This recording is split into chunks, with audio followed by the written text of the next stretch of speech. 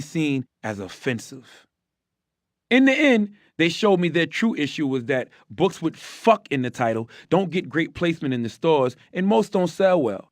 I felt that was a legitimate concern and decided to let go of the battle in order to win the larger war. And to be fair, it ended up being a great note from the publisher and helped me refocus on the core of the book, which is the concept of black privilege. Still, that one little fight, that one minor entanglement, offers a window into the larger struggle black folks have to endure every day, often within their own minds. I've done well for myself, but I still can't get out of my head when it comes to race. I'll give another example. I was standing in line with my family for the Despicable Me ride at Disney World. One of the ways they entertain you while you wait, and man, you've got to wait at Disney World, is with a big screen TV that shows the crowd. Every once in a while, they'll have the camera zoom in on one section, and then the minions will pop up and say, "Ew, what's that smell? This section stinks." The type of joke that's designed to get a laugh from a 5-year-old. Well, they did that to our section. And I got bent out of shape. They're only stopping on us because we're black, I hissed to my wife. This is bullshit.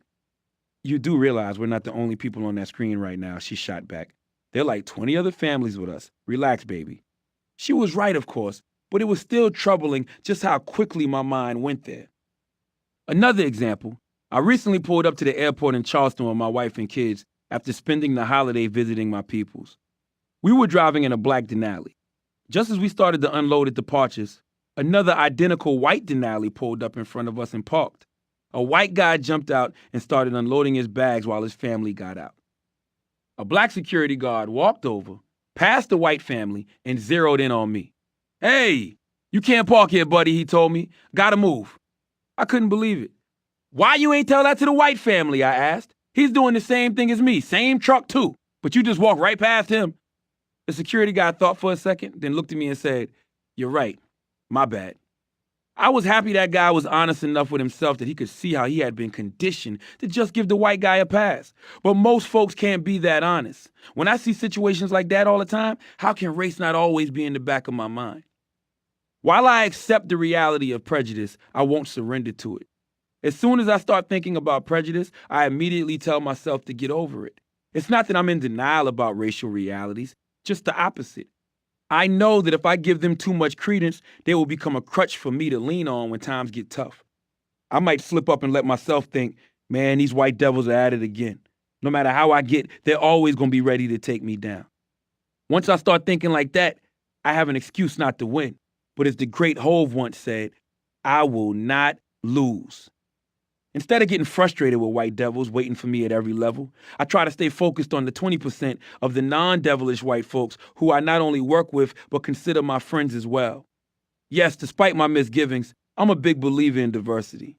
I'm not going to blindly buy into the worst stereotypes about white people because I hate it when they blindly buy into the worst stereotypes about black people.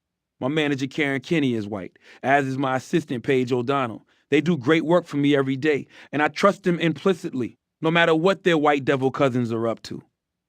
Having said that, when it comes to lending a helping hand, I will always try to look out for my own first. Who are my own? Anyone from South Carolina, including white folk. If you're a white person from South Carolina, I'm going to show a positive bias towards you. I'm not saying I'm just going to hand you a job, but I will give you first dibs to prove that you're the right person for it. Now, if you're from South Carolina and you're black, man, forget about it. That trumps everything. Not only are you going to the front of the line, but I'm going to do everything in my power to make sure you get what you need once you're there. That's black and South Carolina privilege. If you think I'm conducting prejudicial hiring practices, guess what? You're right. That's exactly what I'm doing. I feel completely justified in doing it because as African Americans, we've historically been placed at a disadvantage by white people doing the same thing on a much larger scale.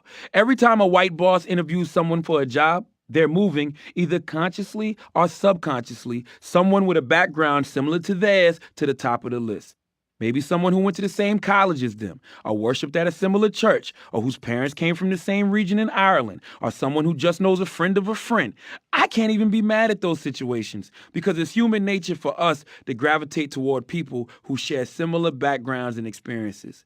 Still, the end result is an informal but colossal network of friends and family that white people can tap into, but that everyone else is largely excluded from. As one of the relatively rare African Americans from South Carolina who has enjoyed success on a national level, I am absolutely going to go out of my way to show some bias toward people with a similar background. And I'd encourage every African American listening to do the same if they find themselves in a position of power. Don't get in the door and then just congratulate yourself for having made it. When you are able to wield a little bit of influence, do what you can to help a brother or a sister out. Bring in a guy from your old hood for an interview.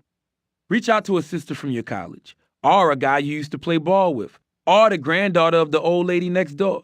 Even if you don't end up hiring them, help bring them into the system. Give them the experience of going on an interview and learning how to make a case for themselves. Let them get a taste of the corporate experience. At the very least, they'll have a better shot on the next job they go out for.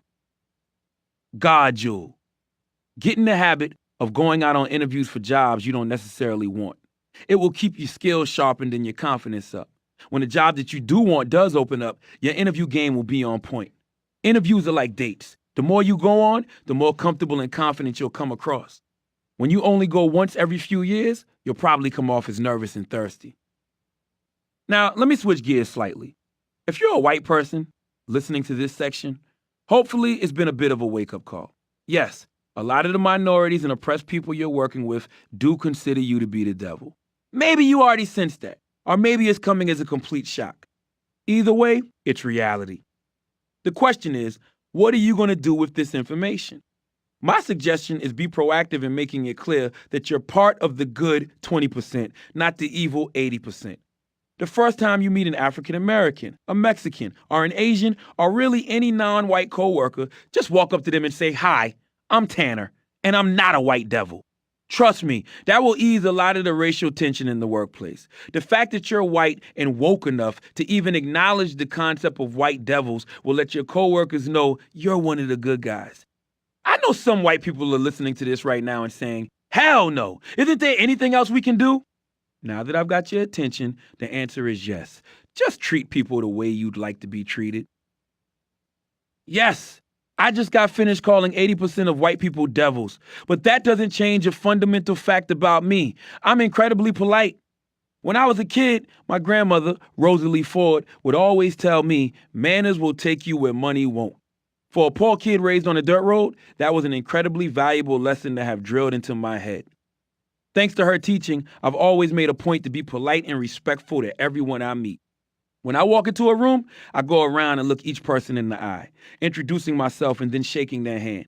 I don't just shake the star's hand if I'm walking into a studio. I say hello to the assistants, the cameramen, the weed carriers, whoever. If you're in the same room as me, I'm going to introduce myself.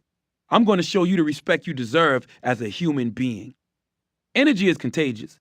If you walk into a room acting grumpy and mean-mugging, the room is going to get uptight. If you walk in with a hello and a smile, you automatically make the energy positive. I'm not saying you have to kiss everyone's ass. Just a hello and a smile will suffice. That's all it takes. Trust me, when people begin to associate you with smiles, positive energy, and respect, it will open so many doors. Not long ago, I found myself having the privilege of sitting in a room with Jay-Z when Beyonce happened to come in.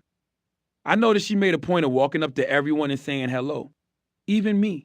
Can you imagine Beyonce walking up to you and saying, "Hi, I'm Beyonce"? In that moment, I understood why she's been so successful. Forget about her singing and dancing ability or her great beauty. I saw that she had tremendous manners and understood the importance of showing respect toward everyone she met.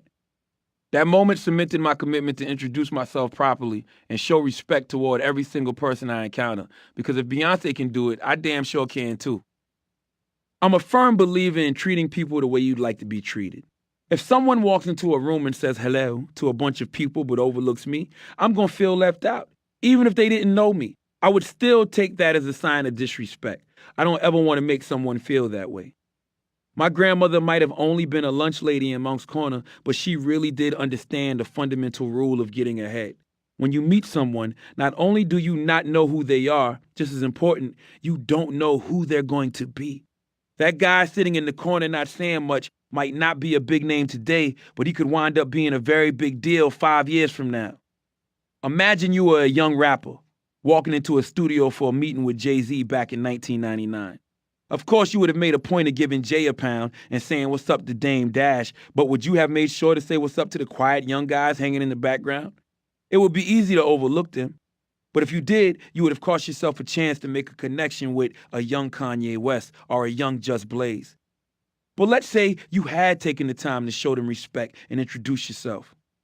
Great to meet you, Kanye. Where are you from? What do you do around here? Who knows where those conversations could have led? Maybe to a friendship.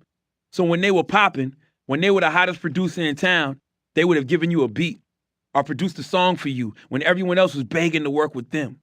Simply because you took the time to show them that respect way back when. I hope I've made it clear how many positive lessons I learned from Wendy Williams.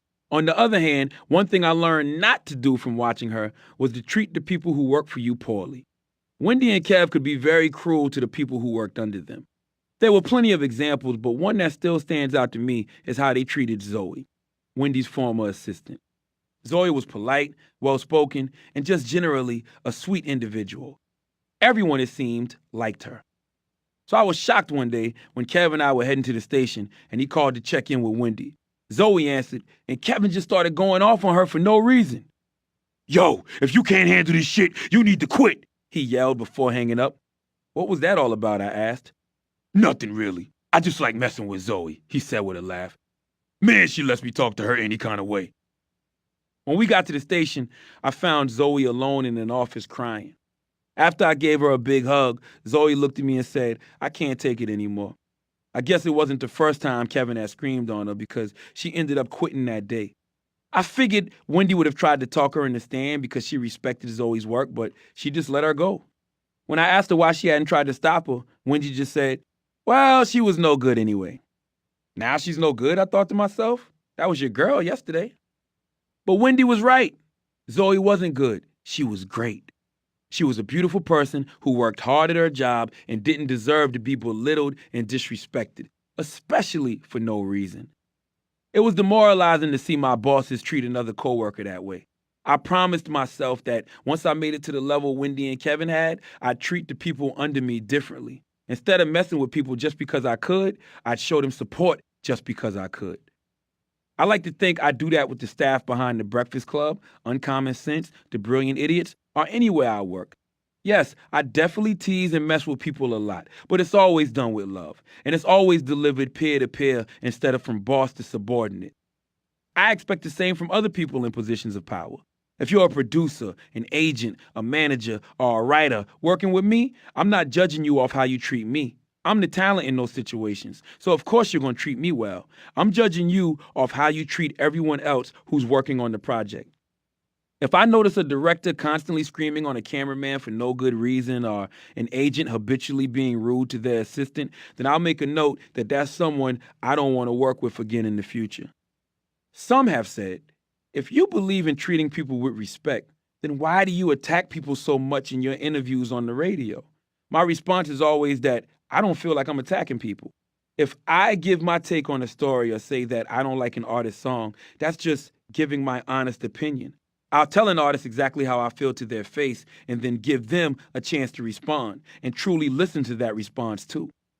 I don't think there's anything disrespectful about being honest.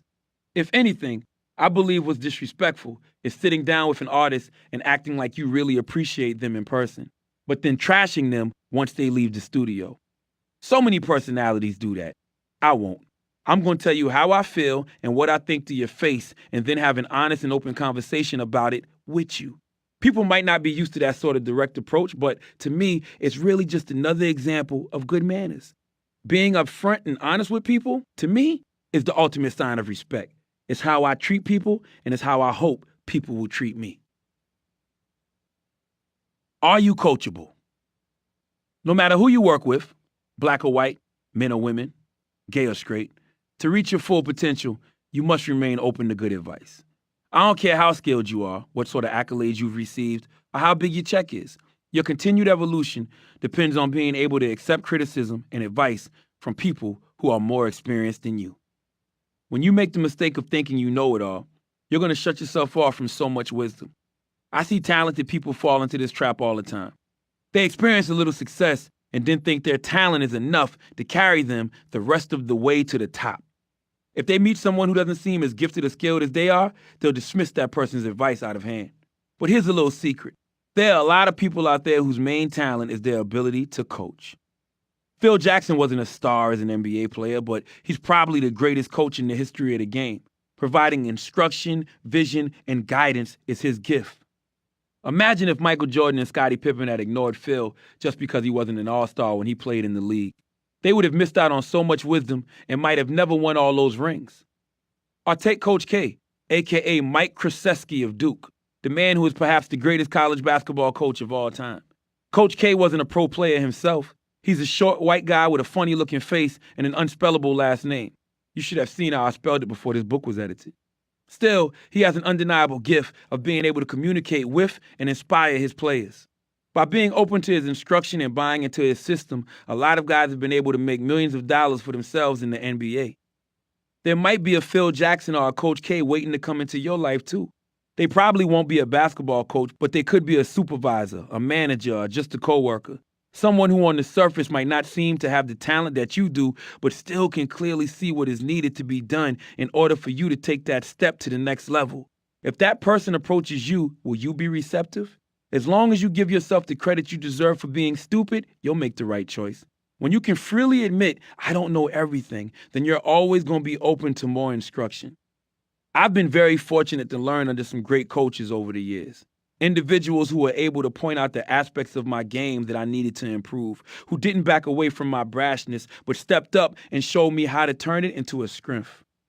There was Ron White, the music director at Z93 Jams in Charleston, as well as George Cook, who gave me my first full-time job in radio at Hot 98.9 in Charleston. George is the person who planted the seed in my mind that I could host a morning show. I'm also indebted to Mike Love, who hired me at the Big DM 101.3 in Columbia, South Carolina. I actually dubbed him Phil Blackson because he was such a great coach and strategist. One of my greatest coaches and great friends is Cadillac Jack. He's absolutely one of the smartest, most driven, and deliberate people I've ever met. He and G-Spin are the reason not only that there is the Breakfast Club, but also that it's the hit that it is today. I like to say that G-Spin's gift is identifying the talent and that Cadillac's is showing the talent how to grow. There's no doubt in my mind that Cadillac's guidance is one of the reasons my career was able to go to the next level. Cadillac blessed me with so many gems during our time together, but probably the greatest was teaching me the Law of 10. It states that when a media personality puts an opinion or an idea out into the world, 3 people will like it unconditionally, 3 people will hate it unconditionally, and 4 people will be on the fence about it. Cadillac taught me that a lot of on-air personalities waste their time trying to win over the 3 haters. It's easy to understand why. If someone keeps tweeting, "Charlamagne, you are such a moron," my natural inclination is to try to show that person that I'm not. Cadillac knew better. Just ignore the haters, because nothing you say is going to change their opinion, he told me. They're not interested in your ideas. They just get off on attacking you. Instead of exhausting precious energy on the 3 people who already hate me, Cadillac coached me to focus on the 4 people who are undecided. Those are the people who are worth your effort. The other ones are already a lost cause. Man, that advice truly saved me, especially in this time when everyone not only has an opinion, but also a platform to express it. If I had kept paying attention to the haters on Twitter, Instagram, and the comments sections of YouTube, I would have gone crazy. Instead of playing verbal whack-a-mole with people who weren't even interested in having a real dialogue, the Law of 10 showed me the value in sharpening my I don't give a fuck skills to a razor's edge.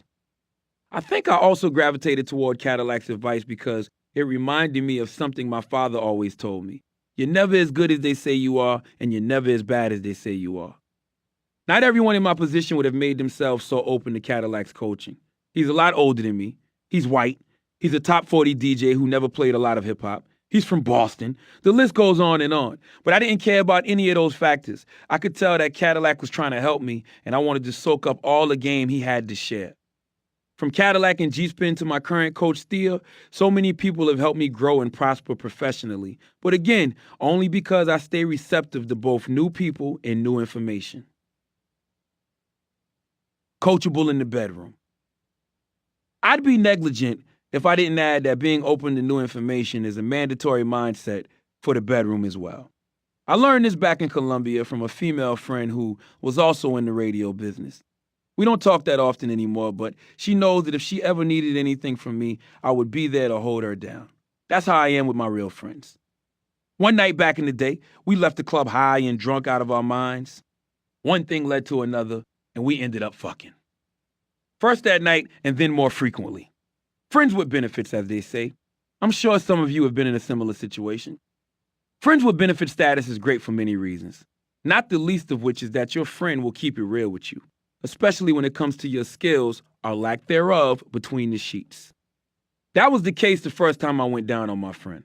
I thought I was putting in real work, but she stopped me in mid-flirp and told me straight up, "Charlemagne, you do not know how to eat pussy." A lot of men would have gotten upset in that moment. Not me. Like I said, I've always prided myself on being extremely open to constructive criticism, even when I'm standing on the verge of getting it on.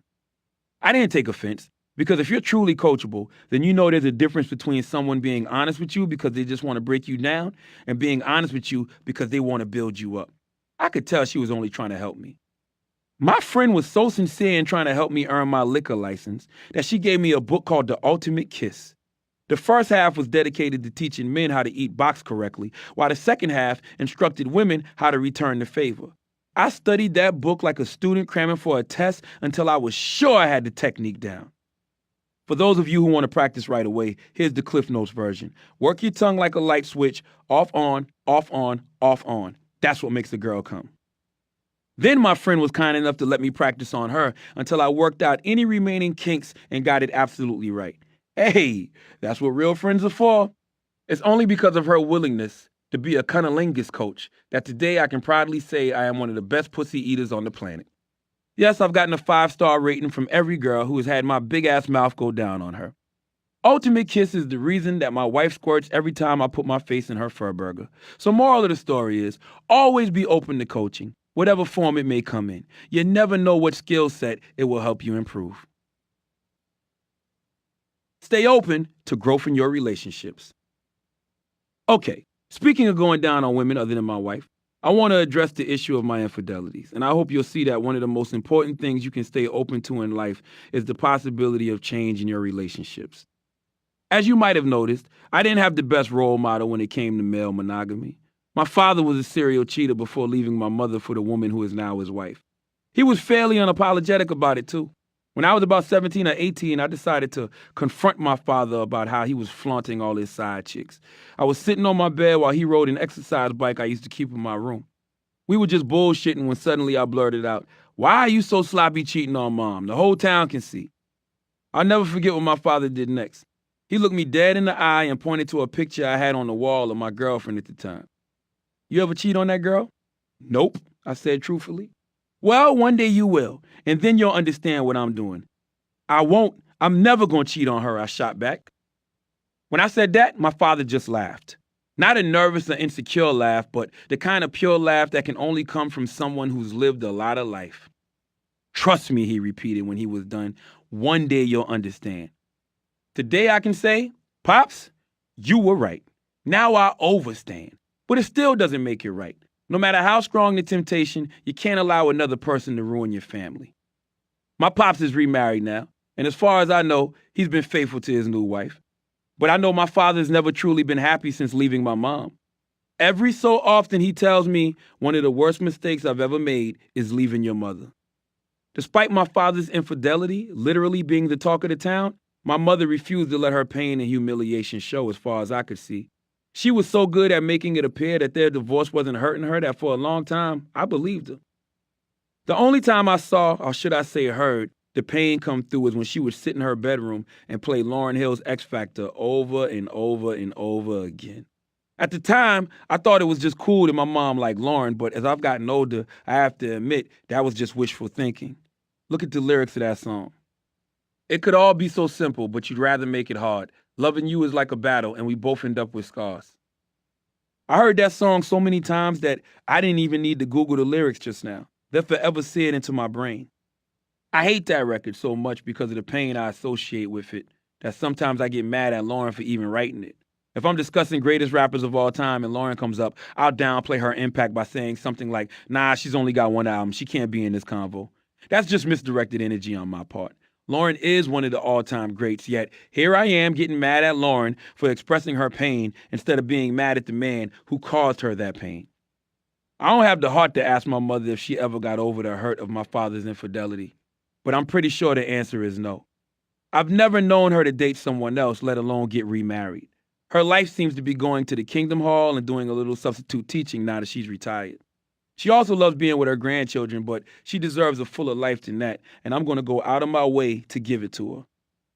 As for my father, my cold heart loves it when he tells me he messed up and that the worst mistake he ever made in his life was leaving my mom. That brings me joy to hear because I believe the pain and hurt he brought to our family should be equally distributed to all parties involved. Of course, gloating over my father feeling terrible isn't the answer. Instead, I've tried to focus on making sure I don't put my wife through a similar sadness. Because for many years, if I'm being honest, I was coming close. Yes, we've been together off and on since high school, but there have been stretches when we were on where I wasn't fully committed. Certainly not to the level she deserved. Even after we had a daughter, I was still hesitant to put a ring on it. I wanted to have my cake and eat it too with other women.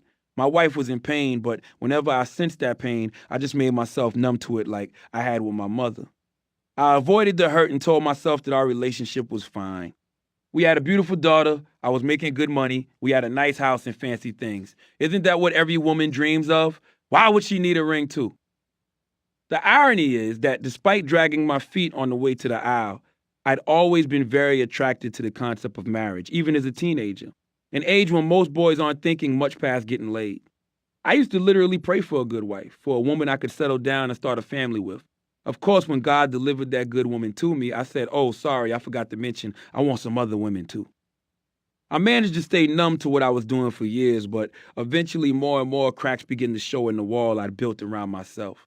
The first was when our daughter was old enough to start asking questions. Daddy, why don't you and Mommy have the same last name, she'd ask. I'd come up with some lame excuse, but I'd hate myself for it.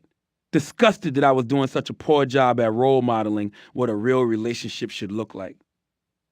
Another important moment came when I was hanging out with the legendary record executive Kevin Liles at a 5-star resort in the Bahamas. We got on the subject of marriage and I told him about how I wasn't sure I'd ever tie the knot.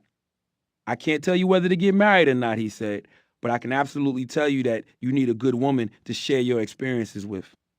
You can find plenty of women to take to a place like this, but over time you're going to start feeling like a piece of crap. Jump offs are cool, but wouldn't you rather be sharing this beauty, this experience with someone you really care about? You need to look for that person. I knew he had just dropped a jewel on me. I also knew I didn't have to look anywhere for that woman. She was already right under my bonky nose. I made a vow to myself right there. I'm not going to live like this no more. But what really brought those walls down was when I broke the sacred code and sneaked a peek at Mook Mook's diary one day while she was out.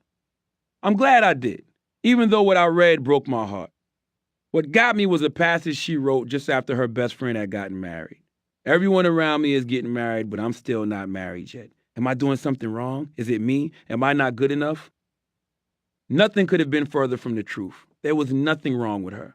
My wife is intelligent, trustworthy, talented, inspiring, an incredible mother, and definitely sexy. I was the scumbag. I was the one who had to do better, not her. After that, I stopped pretending that everything was all good and got serious about doing right by this woman. I was going to put a ring on it and give her the relationship she deserved. Before we left for a vacation on the beautiful island of Anguilla, I went to her father, said I was going to propose, and asked for his blessing, which he gave me. He should have, considering how much of my Remy he's drunk over the years. Then one night during the trip, I took her out for a beautiful candlelit dinner on the beach.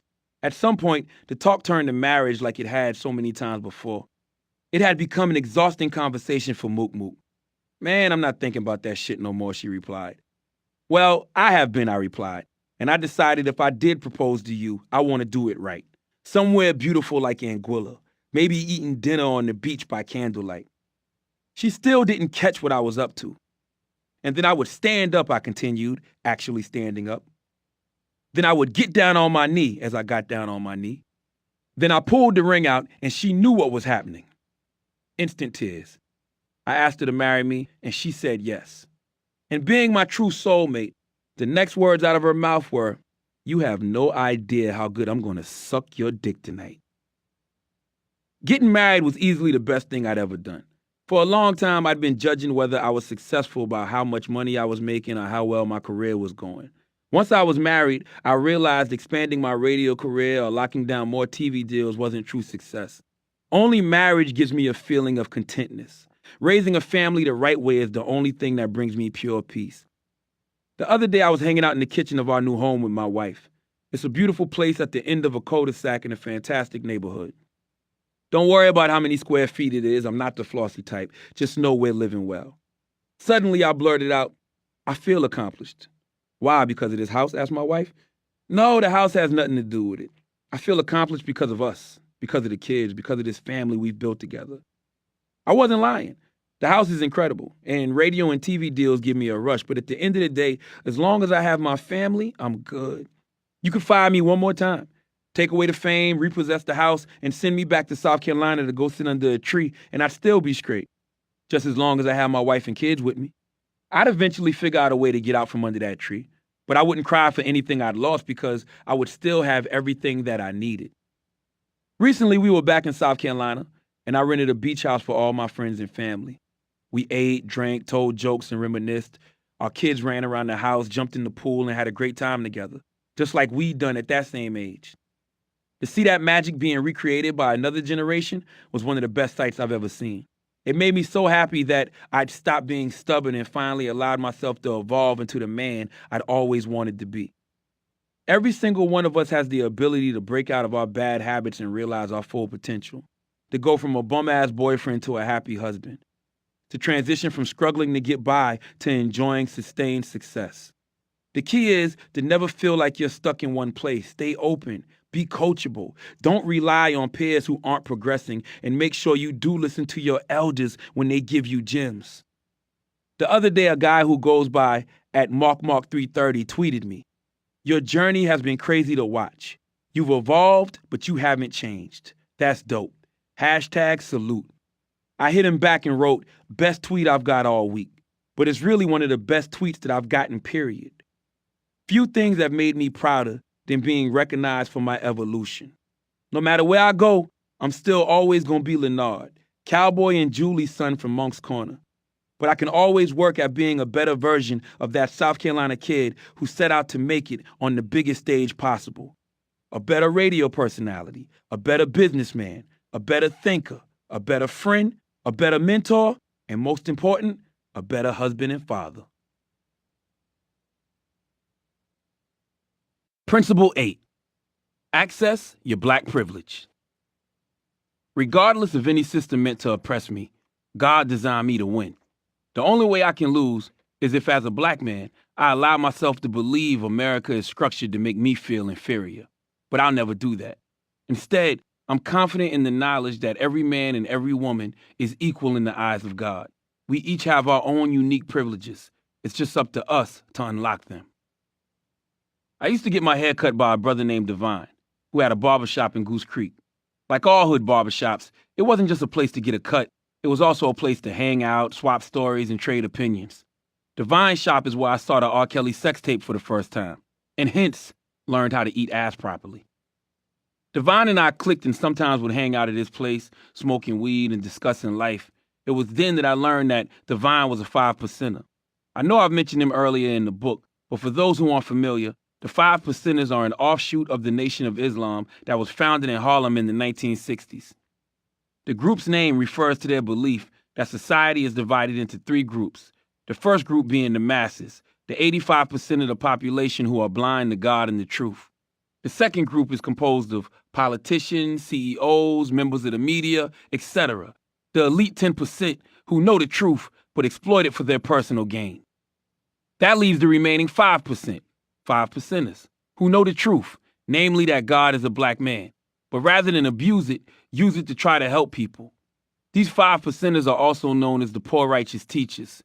Yes, old heads, the same name as the group that had a hit with Rock This Funky Joint back in the day.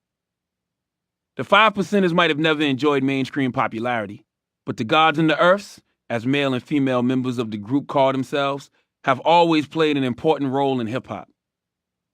The 5%ers have also attracted a lot of converts in jail. For many years, The prison system in South Carolina even categorized them as a dangerous gang, like Bloods, Crips, or Latin Kings.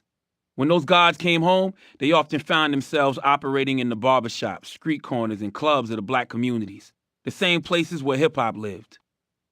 Many of the guards were charismatic speakers. Shut out from New York's main mosque and churches in the early days, the guards were forced to preach on the city's street corners. And if you're going to command a crowd on a New York corner, you'd better have the gift of gab. As a result, over the years, the guards developed an incredible command of language and sense of showmanship. Qualities that made them very attractive to people like myself who grew up respecting the same attributes in rappers. Divine definitely could spit a mean game. When we would build, which is a 5%ers term for discussing their beliefs and philosophies, Divine would break down how the American black man is the actual personification of God, who himself is a black man from Asia. Or he might teach me about how God is a Greek word derived from the ancient Aramaic words Gumar, Oz, and Dabar, which meant wisdom, strength, and beauty. He also taught me about the 5%ers' belief, which they shared with the Nation of Islam, that white people were created 6,000 years ago by a black scientist named Yaqub, who sent them into the world to be a race of devils. Those concepts might sound crazy to you, but no matter how anyone else feels about them, the 5%ers served a very important purpose to me. They made me believe in myself. It might have come in an unorthodox style, but their message was very simple. I wasn't the victim of the white man. Instead, I was a god. I had power. I was special. I was destined to be great. I had never heard that message anywhere else in my life at that point. Certainly not at school, definitely not at home, where I was seen as a screw-up, albeit one with potential. And not at the Kingdom Hall, where the emphasis was much more about how I better not piss off God, let alone think that I was a god myself. When people ask, why do you call yourself the God? My answer is because of what I learned from the 5%ers. Whether I heard it through Divine or rappers like Big Daddy Kane, Nas, and Ghostface Killah, who all followed the 5%ers. I never forgot that the black man is God. That isn't a blasphemous statement to me, or even a suggestion that everyone else isn't a god too. It was simply a way of returning to the truth about our true nature. As the Honorable Minister Louis Farrakhan tells us, we have been turned backward. Instead of calling ourselves God, we say, yo, what's up, dog? I might have discovered that truth in the lyrics of a song or a barbershop chair instead of a church or a school, but it didn't diminish the gift the 5%ers gave me, empowerment. The 5%ers' philosophy might sound radical, but it really isn't. The importance of believing in yourself is a concept at the root of almost every philosophy and culture. It's a message that's been shared in so many different ways, words, and platforms over the centuries. One of my favorite quotes on the subject is from the metaphysical author Christian D. Larson, who wrote, "Believe in yourself and all that you are, and know that there is something inside you that is greater than any obstacle." Larson was a white guy who was born in Iowa over 100 years ago, but he was dropping the same gem that Divine gave me in Goose Creek, a message that will never lose its shine and will always be relevant to your life no matter who you are. In fact, let me repeat it one more time for the people in the back. Believe in yourself and all that you are, and know that there is something inside you that is greater than any obstacle.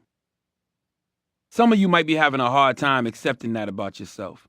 Maybe you think you're too black, too dumb, too poor, too gay, too ugly, too shy, too sick. Whatever the case may be, maybe you don't feel like you have that much to believe in. Certainly not as much as the successful people you see out there living the life you'd like to lead. The most overwhelming evidence that you're special is that you're here at all. Fellas, next time you're about to bust a nut, shoot it on your lady's stomach and then really look at that puddle of semen. Consider all those squiggly sperm on her belly. Each one of them had one mission and one mission only: find its way into an egg and create a life. At that fateful moment your daddy decided to shoot up your mama's club, that's my expression for ejaculating inside a woman. Out of the millions of sperm he let loose, you were the only one who accomplished this mission. A single winning sperm out of the 250 million that are in each nut.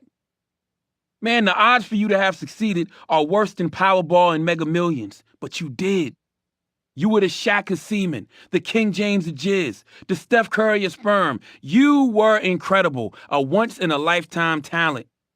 So you're telling me that now that you're here, you're going to let something like racism, sexism, or homophobia slow you down, make you give up? After all you've already accomplished, you can't allow that to happen.